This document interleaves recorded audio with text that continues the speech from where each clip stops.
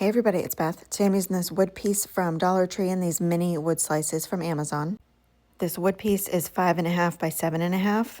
I give it a coat of Khaki acrylic paint by Apple Barrel, dry that completely, and then use a baby wipe and apply white acrylic paint on top, and then just kind of blend it in with the baby wipe to give it a whitewash look.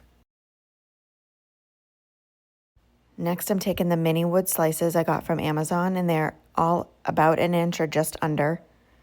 And I arrange 13 of them in a circle shape.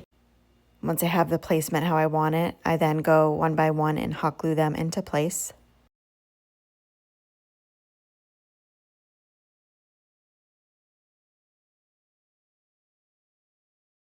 And then use my heat tool to get rid of any of those hot glue strings left behind.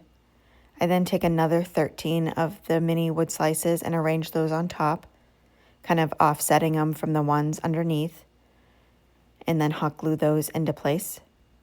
Next, I take a couple different pine picks and I'm hot gluing those on the top. I then take this ribbon I got from Hobby Lobby.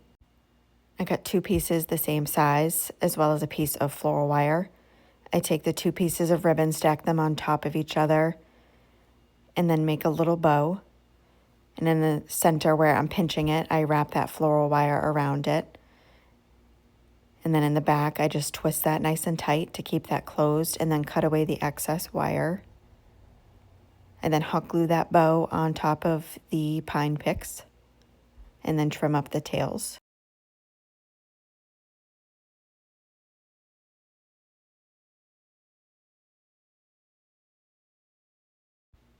Next, I'm taking this 3-inch stencil I got from Amazon and I tape that into place and I stencil on with very minimal paint.